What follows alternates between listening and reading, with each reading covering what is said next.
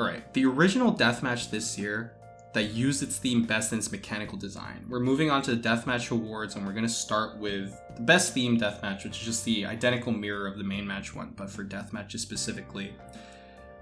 I think I really like Mitosis. I think Mitosis is really simple, but the theme the theme and the design connect harmoniously and almost perfectly, right? Mitosis is about splitting cells. The game is about splitting cells. I think it's just a really strong design. Yeah, I'm in agreement with that. Very simple. The theme of splitting plays out like very, very well into the gameplay itself. I support this one.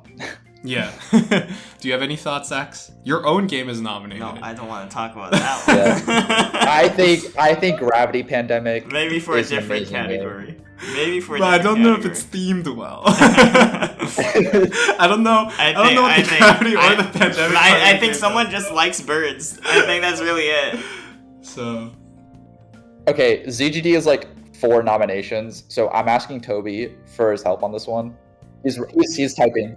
Me personally, I think the Ring City is pretty good, right? I think the idea of running around a city that's circular, the Ring City, get it? And optimizing that sort of movement was really fun. It's thematically not super strong, not as strong as Mitosis, but the game is really good and the theme is still there. Artistic interpretation is a game where you basically draw on a canvas following these rules, and then your opponent has to find out what you drew and try to figure out what your rules were. I don't really think it had any sort of strong thematic mechanical connection, right? It was just like you're a painter, you draw on a canvas, which is fine enough theming, but doesn't really get to the heart of the game, because the game isn't actually about drawing on a canvas. The game is about deducing and confusing your opponent, and there's no thematic connection to those things other than, I guess, draw abstract art. Playthings of the Past has a lot of theming. It's extremely flavorful. It's a game where it's a chess-like, where all the pieces are based off of previous thematic narrative characters. Like there's the Jester, because there's a main match involving a Jester. There's a Wizard because there's a main match involving a Wizard. I think it's super cool, but my issue with Playthings of the Past is I don't know how well the theme connects to its design, because it's themed, but what does that theme really do other than be like, oh, look at all these narrative through lines coming back, right? It doesn't really serve the design of the game, because knowing that this piece is the Wizard doesn't really tell me how it's supposed to move, right? Or what it's supposed to do. Or knowing this piece is a tree doesn't really tell me what it's supposed to do, other than I guess it moves slowly. I would agree with that take. I think it doesn't do much in terms of mechanical tangibility, but I think on the other side of that coin, I think the theme itself is stronger than something like Mitosis, where it's just kind of a one-off thing. Whereas this one, I can imagine as a player, you've kind of been through all the lore, and this was the final 5 deathmatch, so this is pretty late into the org. And you're taking a trip down memory lane almost. I think that would hit harder than ooh, the cell became 2 cells. Mitosis is a good game. Yeah, no, I can definitely see that argument. I think its theme is stronger, but its utilization of the theme is weaker. I'll put it that way. I think that's a really good assessment of the game. Yeah, I don't really have anything else to add.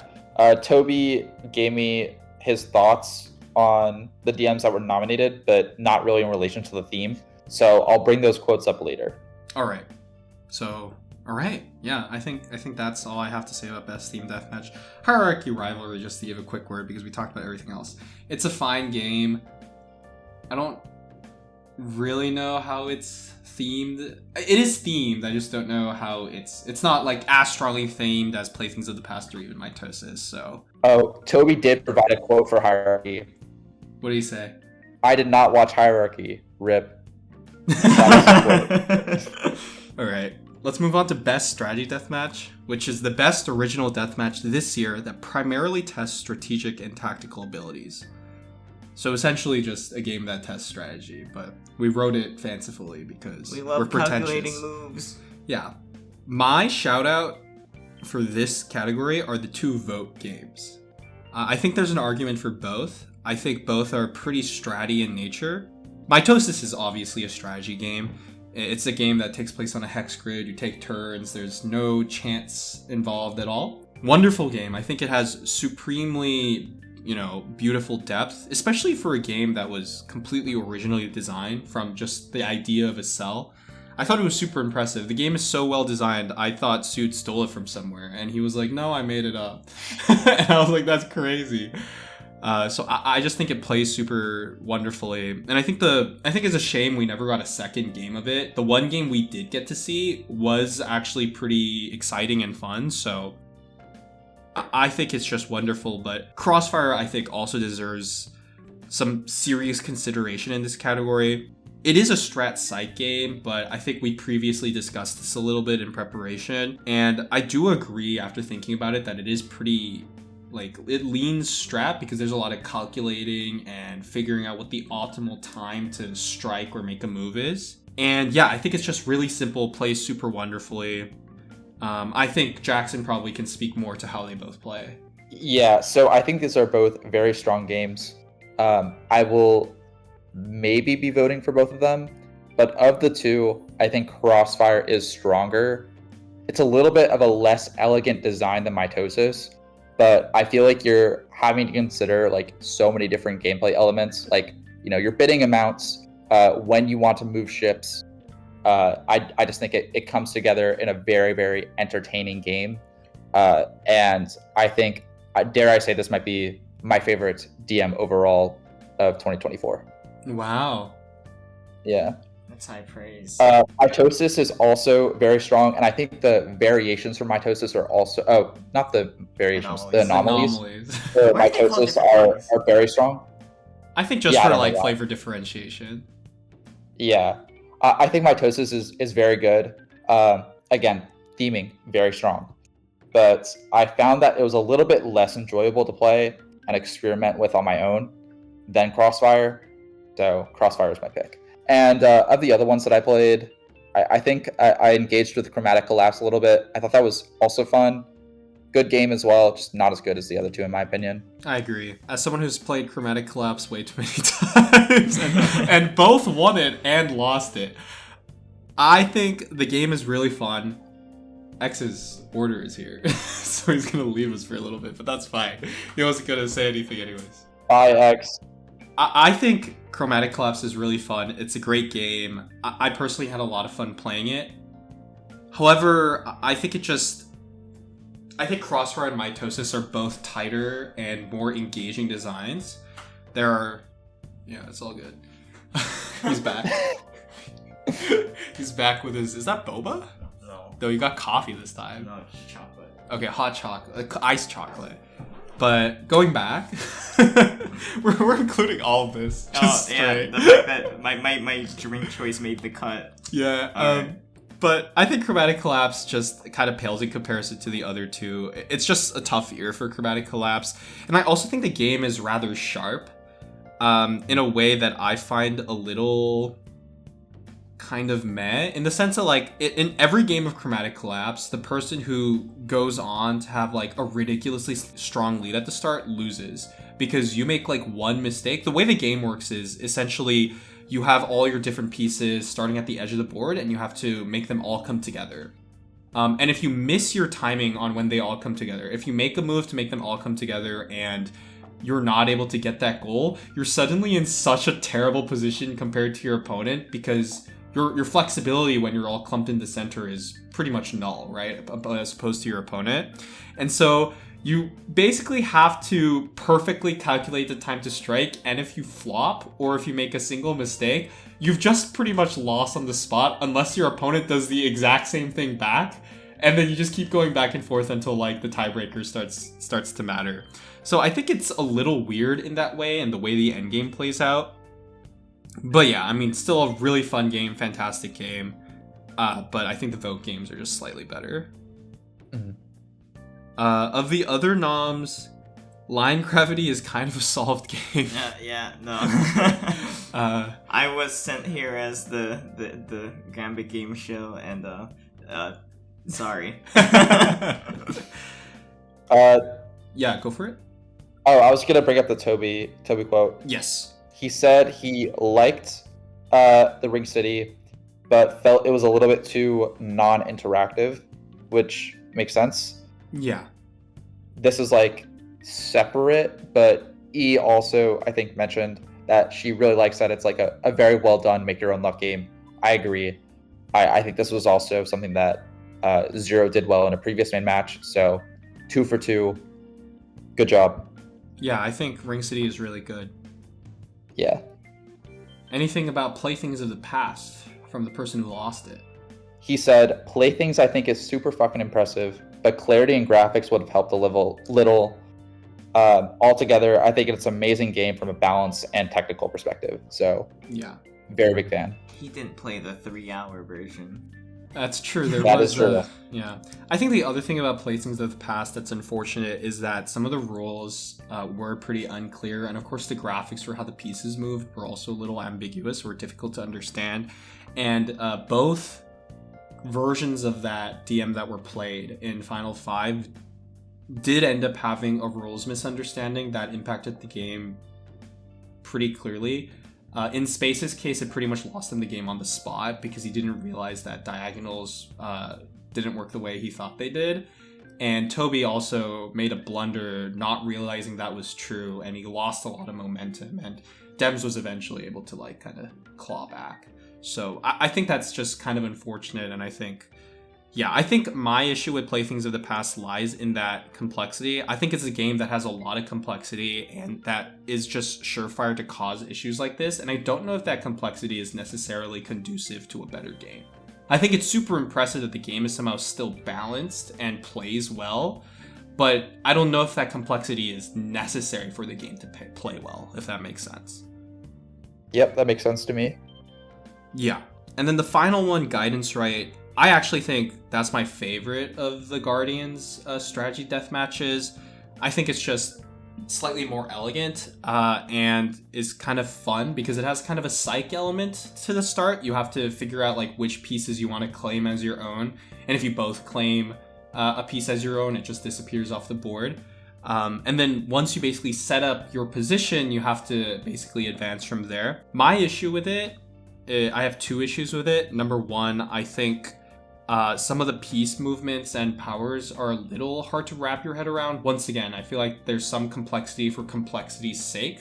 I think it's less so here because there's only 5 pieces, and the way it achieves a level of modularity is by giving different pieces you can have a piece type, and also each piece type can have different movement, right? But that's pretty easy. That's a lot easier to wrap your head around rather than like 30 different pieces with all different movement.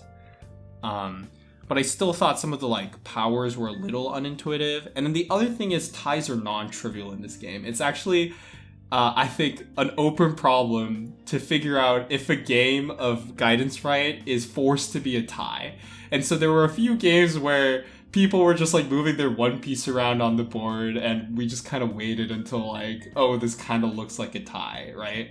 Which is kind of rough that the tie declaration has to be subjective, especially because I thought the tiebreaker wasn't super great. I don't really know what a better tiebreaker would have been, but the tiebreaker was basically last capture.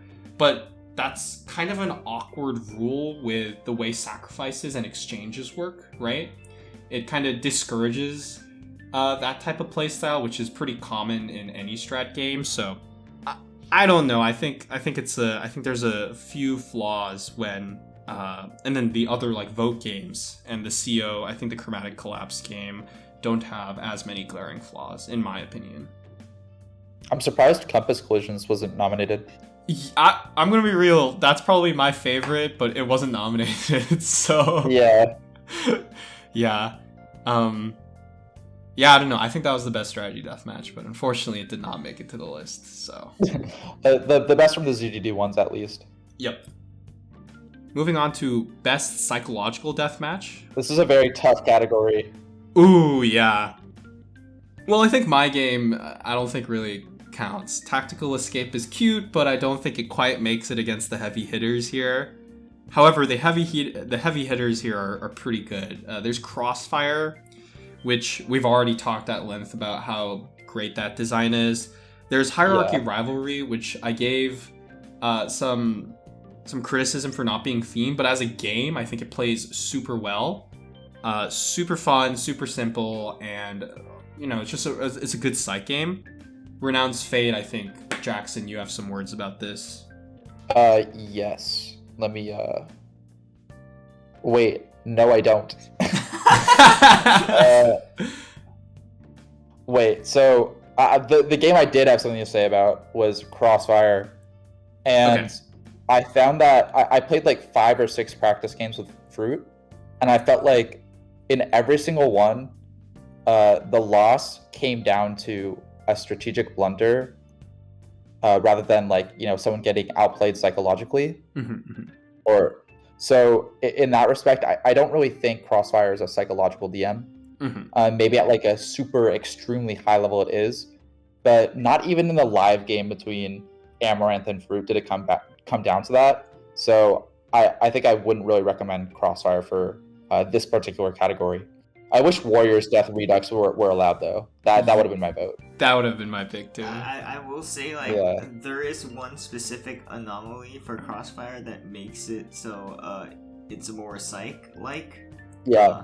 Yes, it's the one where you lose all your bid, right? Yeah, in base Crossfire, which I don't really particularly like, to be honest. If you lose a bid, your losing bid is returned to you. So it's really just a game about what is like the minimum bid that the opponent can make that I'm okay with them spending for this move. So in that sense, it's more of a math game. But with this anomaly where losing bids are lost, it becomes a psych game, because then you go,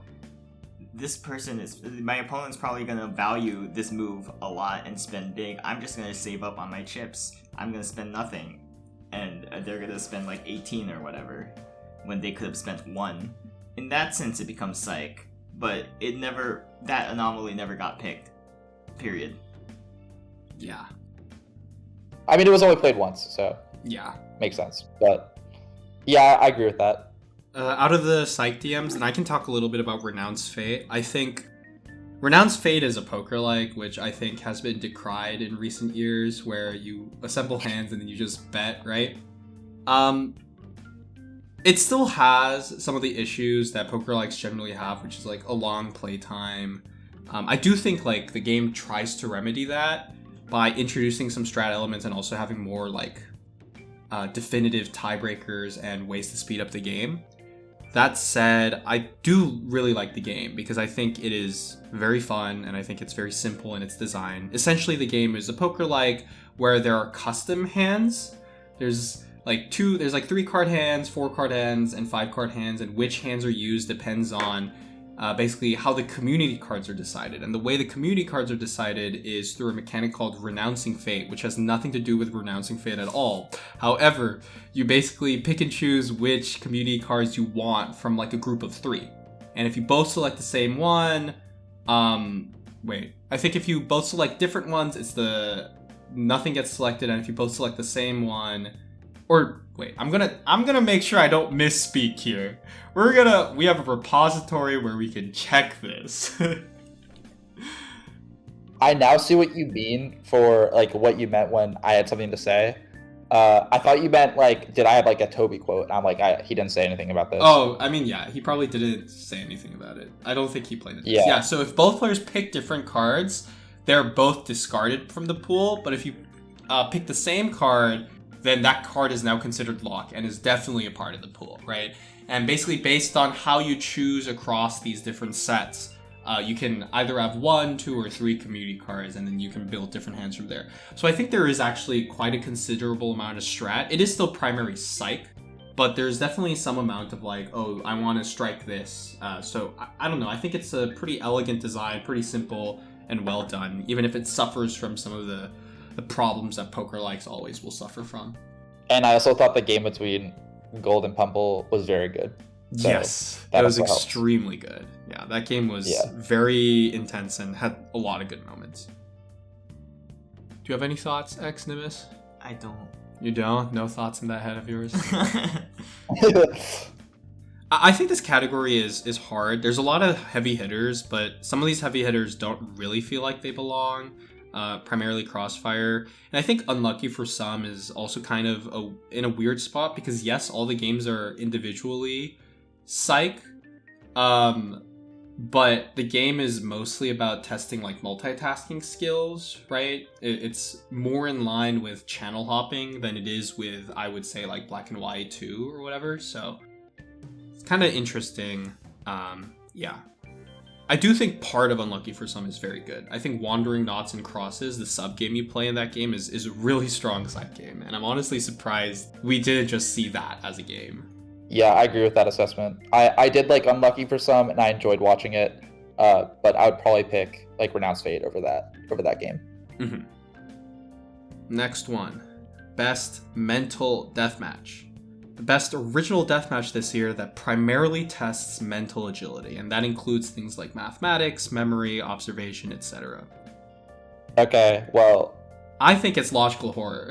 it's Logical Horror. I think Crystal Connector is also a very strong game, but I think Logical Horror is better. It's super original, if stressful. Very stressful. Very stressful, but I really have never seen anything like it. Even though it's like a logic puzzle type game, which is, you know, something that you would think it would be like super generic in all implementations. This one is not. Yeah. Also, the clues were just good. Every time we played, the puzzles were good. Oh yeah, I was gonna ask if you wanted to like get into a little like what Logical Horror is like as a game for anyone that didn't follow CO. Yeah, so the way Logical Horror works is you have to solve a logic puzzle. So, for example, Sudoku, generally not a Sudoku, the puzzles you solve in Logical Horror involve placing like pieces on a board and satisfying all the clues, except you have no idea what the clues mean. You have like no idea, you just know there's a color and a number or letter or a symbol, and that symbol, number, letter somehow is associated with the clue. And all of the same color clues are of the same type. So for example, maybe orange clues all indicate, oh, how many tiles are filled in my row, for example, right? But it's up to you to figure out what the clues are by constantly like doing tests and queries and being like, what does this board evaluate to? And then, you know, the bot will give you back, for this board, these clues are satisfied and these clues are not. And you have to puzzle it out. And the entire game is in real time. Like, you have to sit there and you're focused. There's no breaks. You constantly send queries. The bot constantly sends queries back. There is a cap, obviously. There's a certain amount you can only do. But realistically, you never really meet the cap because it's going to take a while to figure out like what you want to send next. And so it's a lot of like, oh, I'm going to try this, I'm going to try this, I'm going to try this, I'm going to try this. And you got to race to solve the logic puzzle first. I don't know if I would say fun, actually. Super good. Very interesting. Awesome design. Super simple, but also, yeah, like Jackson said, it's really surprising that nobody's done it before, but it really hasn't been seen at all. It's original. And I think the other thing that makes Logical Horror is that it would be so easy to make the logic boards and clues be some crazy thing that is impossible to get, but Ilara was the one who was designing all the puzzles, so they're really well crafted. I thought all the clues were expertly designed and were super gettable, even if some of them were pretty hard, right? Like, I think every time I solved the clue, it was less of like, who would think of that? That's so silly, versus more of, wow, that's fantastic. Like, oh, I got it, right? There's this genuine sense of like thrill and euphoria whenever I solve the clue, rather than disappointment or confusion at what I just saw, right? So, I don't know. I thought it was really good. It's just super strong. Great mental DM. Yeah. I think since we're all in agreement on this one, we can like kind of skip the other entries, I guess. Yeah. And move on to Best Misc. Yep. Where I'm going to be huge shill for boundary of few and many, but in Best Miscellaneous Deathmatch, we celebrate the best original deathmatch this year that primarily tests a miscellaneous set of skills, which basically means everything we couldn't fit into any of the other categories. Usually this means social deathmatches, deathmatches that are new or novel or can't really be categorized neatly into anything else. For example, last year, kind of a words nonsense DM won this category, Absurdal, which I do agree could not be fit into any of the other categories neatly. I think sometimes this category can also just mean like minigame gauntlet. Yeah, minigame gauntlets Like probably it's just belong here. like an amalgamation of all the other categories fit into one deathmatch. I think it's both none and all, which I think is fine, right? I think it's good to have a category that's like and everything else, because you're never going to be able to like fully cover it. Yeah. That said, I'll let Jackson shill for boundary of few and many. I'm going to shout out Gravity Pandemic. Yes, I think that game I was hoping for the X design rant on Gravity Pandemic. All right, X, you have your floor. I think that game is good. I'm going to vote for it. Yeah. Say your piece as the designer. Well, it's suffering for the host. This game was designed without like hosting in mind. I was just like Bird Mafia, haha. And then I thought about it more. By the time like it was already like almost fully designed, it was too late to turn back. So I was like, hosting will be rough. And my only experience with this game has been hosting, so can't speak to the player experience. I think it's fun. I'm glad you think so. I think it's real fun. It was fun to spectate. Yeah, I think the idea of like, because it is kind of mental, right? It is you're ultimately solving a logic puzzle, but the twist where you have to like draft your clues and also the things you draft are the things that are like seated around in a circle. I think the geometry of the way the game works is just super interesting, right? Because you draft birds and you have to figure out the locations of the birds you drafted. Sure. Super fun, right? Thanks. All right, it's time. for boundary, dear viewer, I want you to imagine a trivia game where you have absolutely no fucking clue what the answer to the question is. Now imagine doing that like 10 times. And then, only then will you have like some idea of the insanity of boundary and few and many. Actually, it was 15. You're playing best of 15. No, actually it was 17. No. Oh yeah, it was 15. Yeah. Fuck, you're right. Shit. Wait, no. It was 14 when I played Amaranth. Yeah, because you had 15 skill if you issue. for the scrapped question. But yeah, we had one question that we scrapped because I complained. But anyway, the thing I like about boundary is that every question feels like it's giving you like testing some different knowledge base or skill set. So it really can come down to the types of questions that are being put into the trivia selection.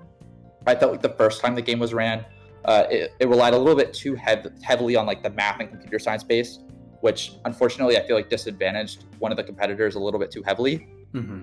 But when I played it, I felt like the question base was very well chosen. There's like a good mix of like, you know, maybe like math questions like versus like random science knowledge versus history knowledge as well. I had a blast, and it was a close game. It was entertaining. Yeah, there was that one round that was just a picture and it said, how many circles are there in this photo? Yeah, I hated that one. Oh That my one's God. the funniest. There was also the round that was like in reverse, right? The number one.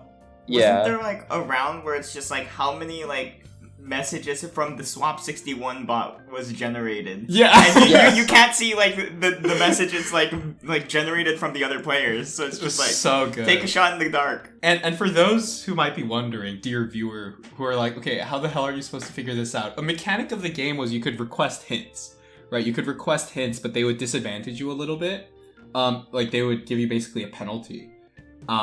And the hints would be stuff like, for example, for the circle one, there was a hint that was like, I'll tell you how many circles there are in the left side only. Or I'll tell you what the average diameter of the circles are, or whatever, right? And you could use these hints strategically to inform your guess and also not take too many penalties. And then your actual submission wasn't a number. If it was just a number, I think that would be crazy.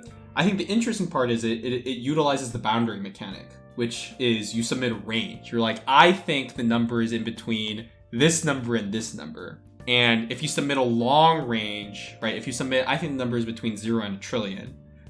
Yes, that number is probably in there, but you would get a penalty based on how long your range is as well.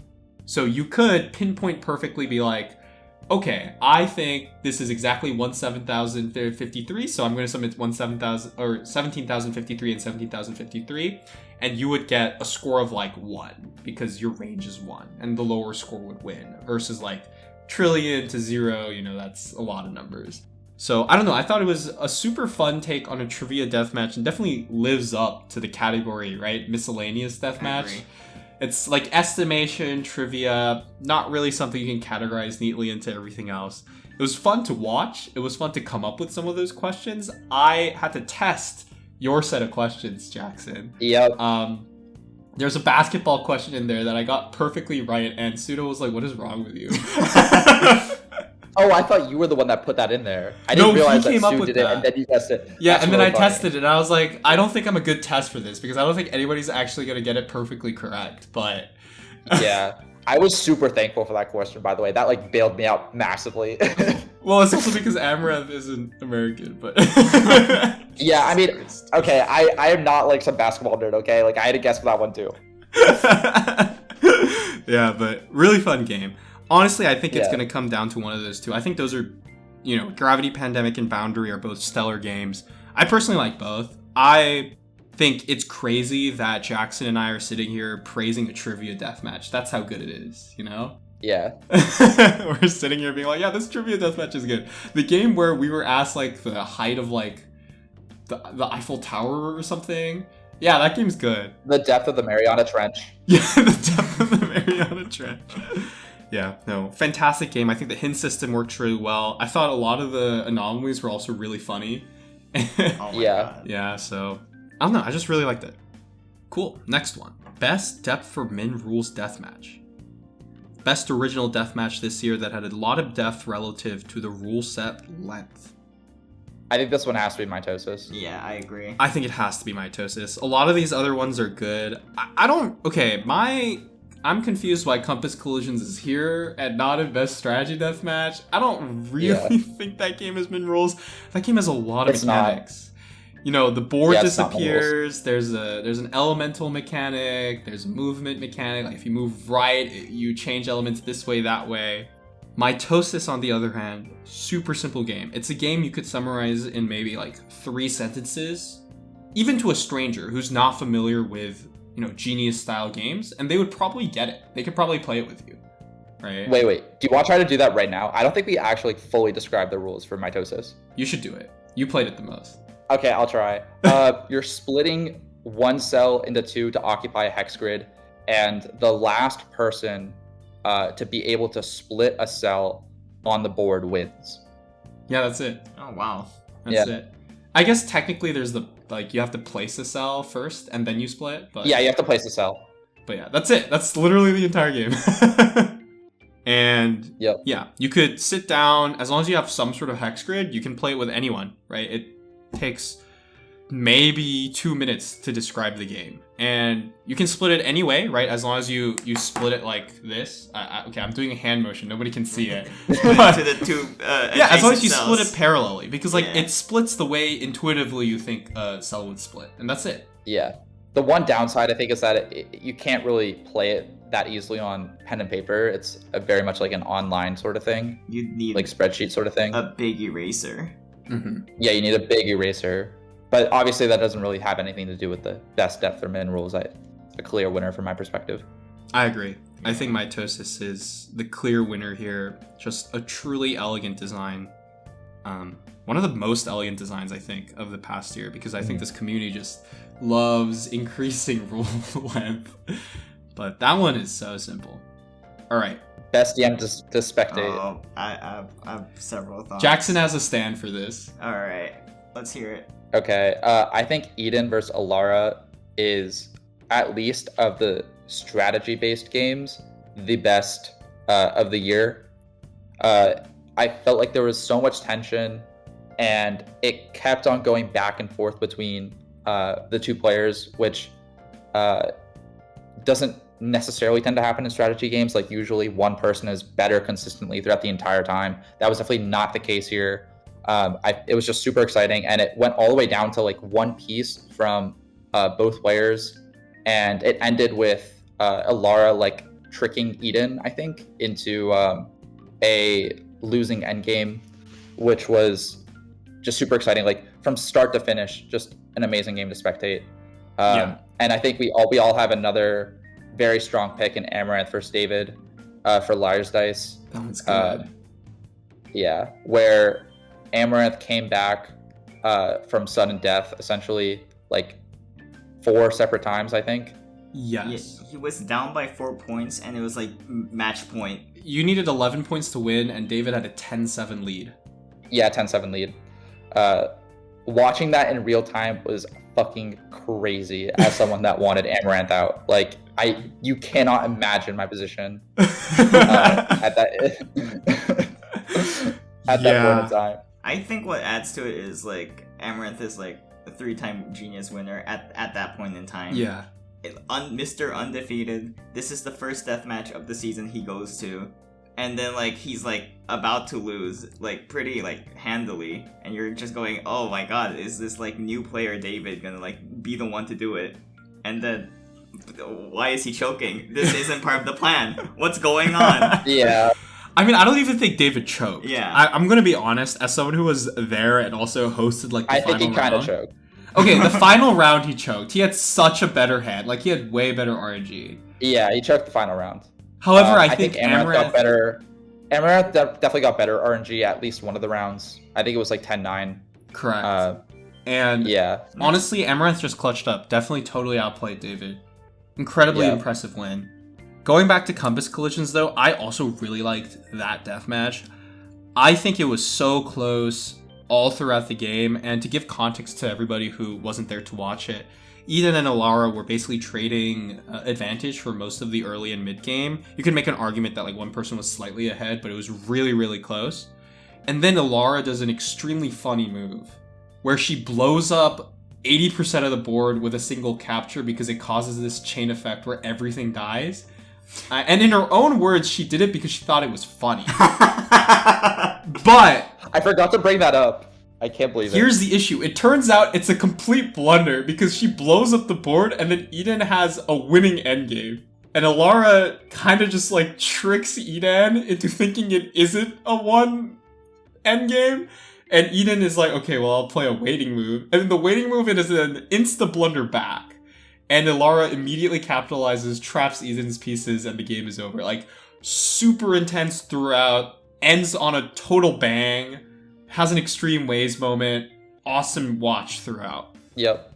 Yeah, so I think it's one of those two. Are there any of the other games you want to go into? Yeah, I have multiple others. I think like Chromatic Collapse, the first instance of that, Marcer and ND Math. I think that was incredibly fun to watch just because like it's a pretty high quality game. But I think what really stood out, it had a similar like effect with the Amaranth one where it's just like Mr. Undefeated is about to lose because but not because of position, but because dude is running out of reserve time.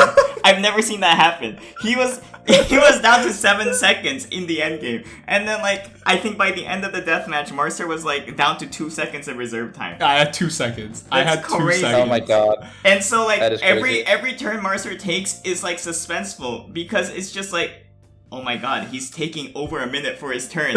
he's going to flag right here. What's going on?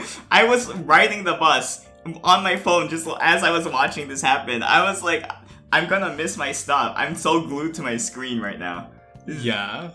As someone who was playing it, It's stressful. It's so stressful, and the other thing is, like, I was just losing completely in the mid-game. Like, Andy Math was completely outplaying me, and so I spent a few minutes being like, I think I'm just lost, and I was, like, watching the time tick, and I was like, okay, well, I gotta keep fighting. And then he makes, like, a few really subtle mistakes, and I'm like, okay, I need to sit down and, like, calculate this endgame. And so I'm, like, calculating it, but I can't calculate it in time. I realize, like, I'm like calculating it, I'm finishing it, and then I see I have like 15 seconds left, and I'm like, I'm just gonna make a move, and then it turns out it was the right move, and then basically I just spend every other turn just like fast moving so that I don't flag, and I'm just like, okay, I'm gonna do this, and then at some point I go down to like 2 seconds, but right as I'm about to drop to 2 seconds, ND Math makes a game-losing blunder, and I'm like, okay, well, I'm just gonna make my move and just sit there and watch as ND Math's timer ticks down. And I don't know, I think it was really intense for me. I thought I was gonna lose the entire time. I thought you were gonna lose the entire time. I thought I was gonna lose the entire time. And somehow I crawled out a winning endgame, and that, like, ND Math sat there. I made my move, like, immediately after he made his. And then ND Math sat there, and Hellel, which is Ilara's bot, is just going, reserve time entered, 290 seconds left, 280 seconds left, 270 seconds left. I was waiting with bated breath because I was like, did I fuck it up? And I'm just seeing the timer tick down, like all the way to like 170 seconds left. And then ND Math hits me with the GG, resign. Incredible. Yeah, that's nuts. Yeah, that was like an insane like DM prowess like clutch kind of deathmatch. Lots of clutch this year. I think this other game I had in mind is for the opposite reason. It's Dems and Uriquack. Victory. Yes. Oh no. I've never seen two really good players play so bad relative to their perceived skill level. It's insane to me, but it also made it really funny. It was it was just like, I can't believe someone of your skill level made this kind of blunder. And then like Dems blundered, then Uri blundered back, and then like Dems like, what, did he blunder back or something? Yeah, I think he something did. Crazy like that. Yeah. Many blunders were made in this game about Nim minigames. I think that's the funniest part. All the minigames were like Nim or like Kill Hop. And they fucked up. I think Uri fucked up the Kill Hop too. It was like really. Well, it was like turn advantage, and yes. Yeah, he chose it. He chose the minigame during the like turn where he didn't have turn advantage, and we were all like, no.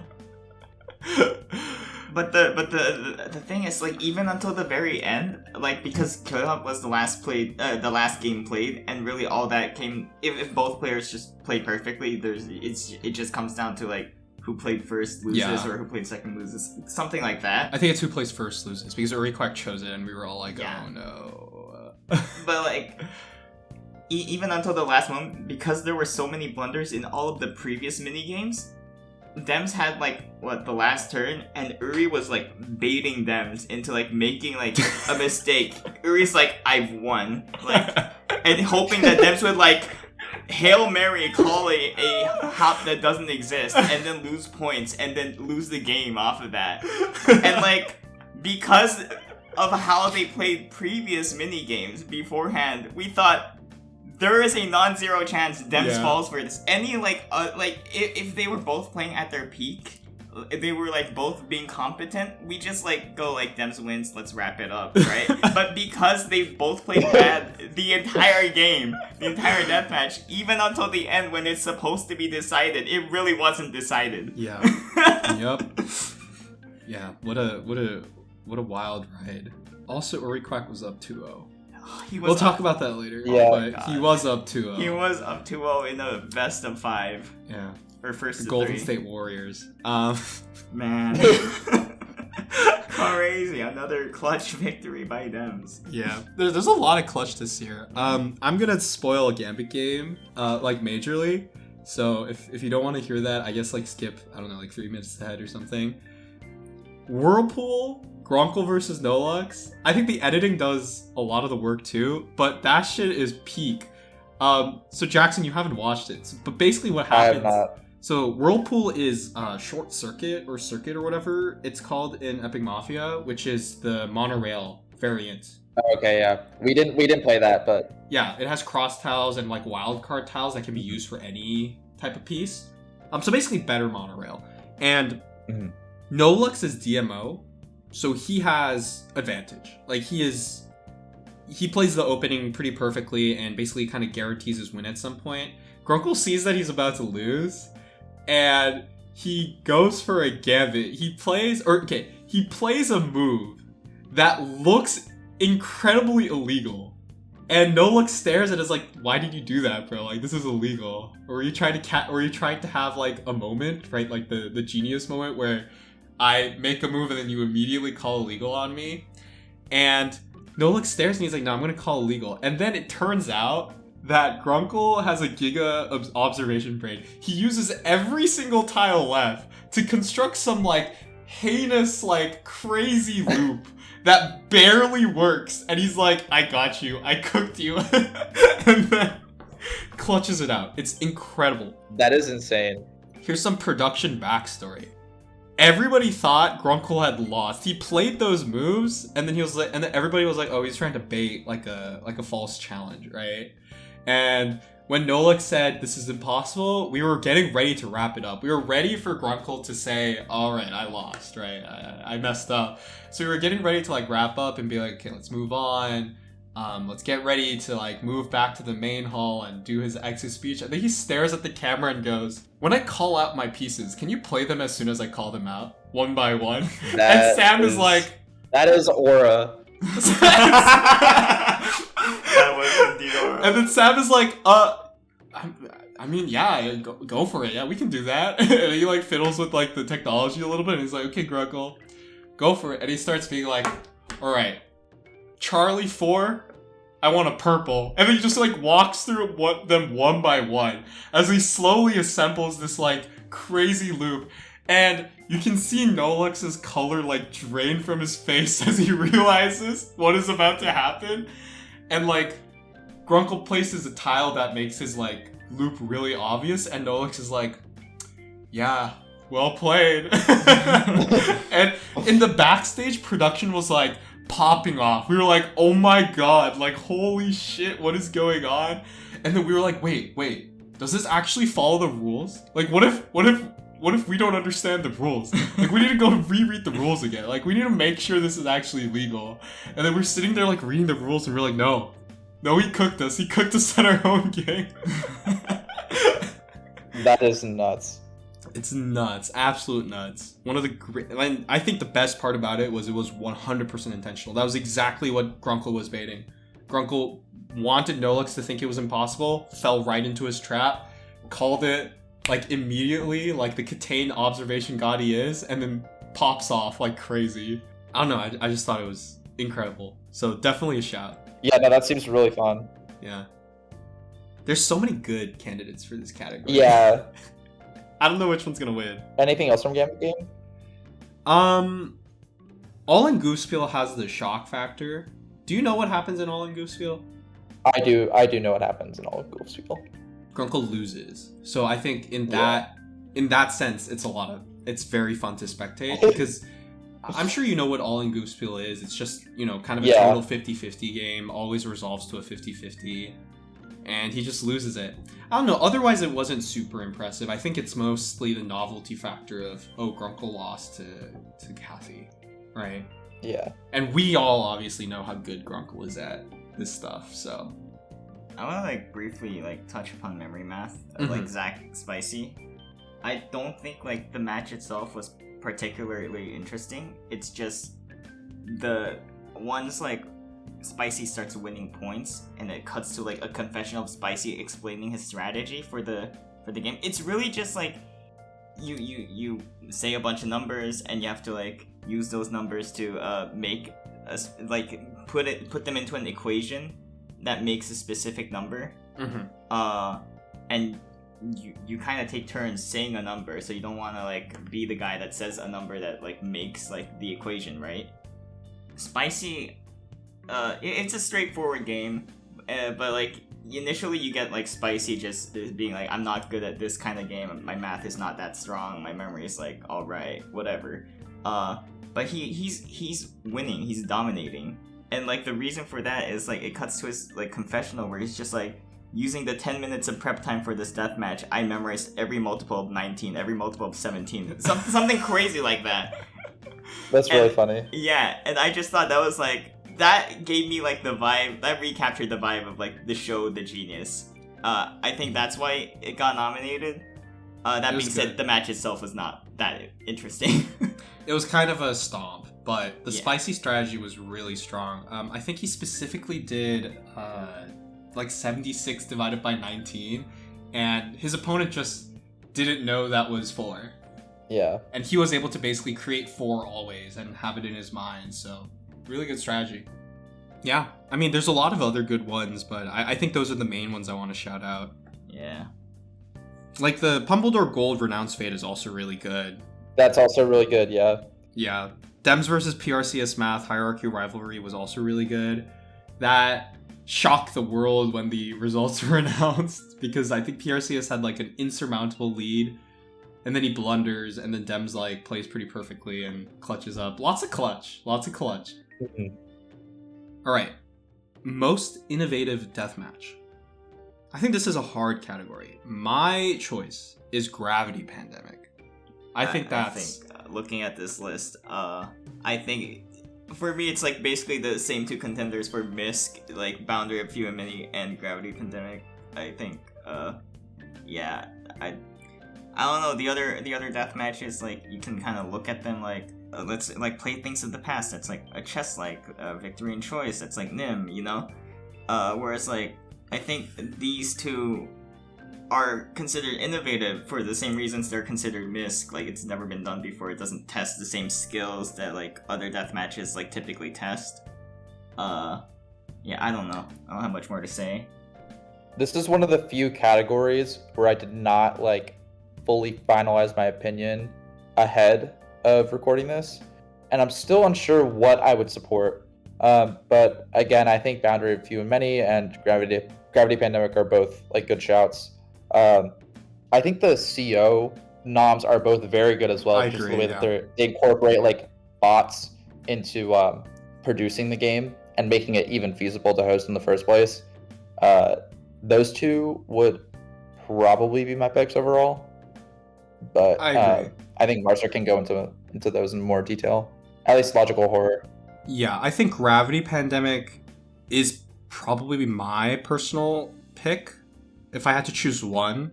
But I think I'll also be voting for both of the contractual obligation ones. Specifically, like Logical Horror, I think, is very innovative, both because of the bot elements of it, which make it really feasible to host. And I mean, we saw it a little bit with the Mist bot, I think, in Heaven and Hell, but the way the Logical Horror bot works and the website, they made a website for this where you could test your solutions. Basically, the way it would work is you would solve the logic puzzle on the website, and then you'd click generate, and it'd give you a code that you could then put into the bot, and the bot would verify it for you, right? It would be like, okay, so this is the board you submitted, and then I'll tell you which one of these clues worked. So a lot of innovation into making that type of genre of game work. And I think that is also super unique and interesting, because being able to use new external tools does increase the design space of game design. And I think the game itself is also sufficiently innovative. I don't know, it goes back to like, it doesn't feel like it should be something that's original, but it is, because nobody's thought to combine inductive reasoning with logical puzzles before, even though the connection seems so simple. So I do think it gets points there too. And Floral Extract has the similar thing as Logical Horror. The bot makes it just feasible. And I think that game also has like 900 million different mechanics. I don't know how to possibly explain Floral Extract. And I'm like one of, like, who else played it? Like just me and Andy, right? Or did anyone else? And then Juan and Syrup also played it. Oh yeah, you're right. Mm-hmm. After you died. God, it's very unique. I don't know how to describe it. It's impossible to it's innovative. summarize. It's very innovative. Yeah, it's impossible to summarize in like a video of this nature, because it would honestly take a solid 10 minutes of us to sit down and be like, this mechanic exists, this mechanic exists, this mechanic exists, and the ultimate goal is you want to use that to do that, right? You cast spells in order to get flowers to bloom, in order to be able to guess which of your opponent's spells correlate with the symbols that you receive from them, because you don't know which spells they're casting. Correct. And all the spells involve math. They're all And like all the spells involve math. the sum of the last 3 numbers are 17 or whatever. Yeah. And then on top of that, each flower has like a unique growth type. Each spell has like a unique spell cast that changes, randomized at the start of the DM or 24 hours before the death match. There's a lot of moving parts, but I think the fascinating thing about Floral Extract is all of those moving parts somehow come together to create a good, well-designed game. It's very stressful. Everybody I've talked to who's played that game has said to me they never want to play it again, but the game is technically extremely proficient. Count me in that group. I do not ever want to play it again. But I'm glad I played it once. Yes. This is the line of reasoning I hear from Juan and Syrup. And I think Pumble may have also played it against Juan. I think Juan played it twice. Poor guy. I played like 10 rounds of the game against Juan, and we barely got anywhere with it. Yes. I practiced it a few times, and every time we had to stop because there was a huge rules like misunderstanding or some mistake. Really complicated, but definitely innovative the way it combines all these different mechanics together, because it kind of takes elements of hands waving as well as kind of, I guess, kind of letterboxy, and that you have to figure out like which symbols correspond to what. And then on top of that, you have this like growing flower mechanic that's just kind of new. It's a lot. Let's move on to the most fun deathmatch. Pretty self-explanatory. Once again, a lot of things were nominated here. Do you have any takes, Jackson? I think you've played the most of these.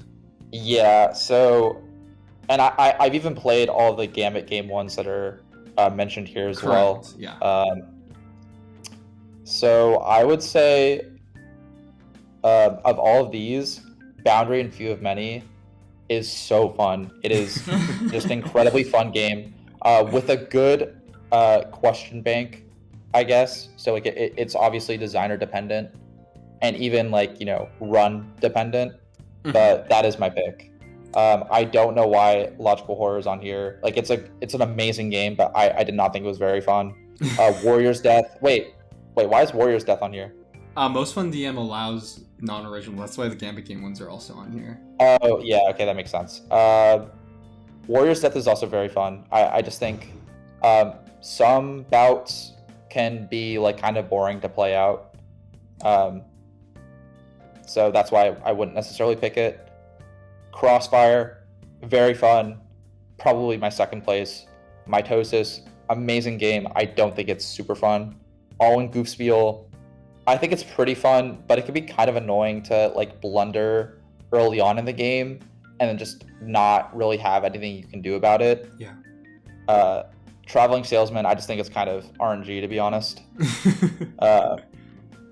So yeah, Boundary and Few and Many, that is my pick. Very, very fun game. I hope everyone that wants to have the chance to experience it can do so at some point. You show us a DM tournament where we just come up with Boundary and Few and Many. Yes, exactly. Boundary and Few and Many DM tournament. Yeah, it's like the Battle of the Elements, but the Battle of the Boundaries. Yes. My personal pick, I think, is Warrior's Death. I personally think that game is a joy to play with almost all randomizations. I think Jackson is right. There's like a few randomizations that are a little wonky. And I think the game can be a little counterintuitive at times. There's a few interactions that I think don't really make sense until you have to play with it and you have to have it explained to you. Otherwise, though, I think the game is really, really fun. Once you get everything and you understand it, it's just super fun to play pretty much every time against an opponent. That's not quite what I meant. I'll use the game, me versus Pumble, as an example. The first 2 bouts were decided within like the first 3 like turns of things being played. But the third bout was not decided instantly and was incredibly entertaining. And I imagine like at a very high level of play, things probably look like that third bout more often than those first 2, especially because I did not really do any prep leading up to it. So I just like didn't even know what units were doing for that first bout at least. So yeah, I think Warrior's Death is a good shout. I just should probably mention I've had some if like not amazing experiences with it. That's fair. The game I played against Zizek was also, we had one game where I just won like on the spot on turn 7 because it was an auto win for me at some point. And then but the second bout was incredible. It went down to the final round and I had, a few really good calls, and then I ended up just, bleeding Zizek out until I ultimately won. So really good. I think it's really fun. Out of the Guardians games, because we don't have anyone here to shout out Guardians, Pengu said he thinks Playthings of the Past was kind of fun, but he said it with a question mark. He was like, maybe Playthings of the Past? I think Renounced Fate seems fun. I think Renounced Fate is my personal pick, but I haven't played any of these, so I can't say. Yeah. But, I think Renounced Fate looks like it would be fun to play casually. I don't know how much fun it would be as a DM, just because it might drag on forever. Like, there is a chance it drags on for quite a while, but it looks super fun, and yeah, Guidance Right also looks pretty fun, and Desperado is a pretty standard, like, observation game. Oh, another thing that kind of reminds me, even though the barrier for entry for Boundary of Few and Many is like extremely low, like everyone's heard of like trivia games and shows, I feel like the skill expressiveness is very high, just because of the boundary system where you can like change your lower and upper bounds for guesses. Very, very fun. All right, X, you can chill your game. Well, not for most fun. You don't think it's fun? I think if anything, it's probably most innovative, but not fun. You don't think it's... I think the players, everybody who's played it has said really good things about it. Like, Mist loves it, Dems loves it. I think the people who love it really love it. I think there are some people who keep their mouth shut out of respect. Oh, okay. You can chill it. I can show it for most innovative, but we're past that point. All right, so everybody vote Gravity Pandemic for most innovative to make X feel happy. Sure. Yeah. I think it's a good game. I think it does look fun if you like deductions and stuff. Sure. It's for a specific type of people, and hosting it is also for a specific type of person that's not me. It's called a bot. A bot should host it. You're right. I think a bot is not a person, so I guess maybe I was looking through the wrong demographic. Like, I think in Champ the Champion, a bot was hosting it, and the game went pretty smoothly. I think, bot hosting it makes it a lot of fun and very streamlines it.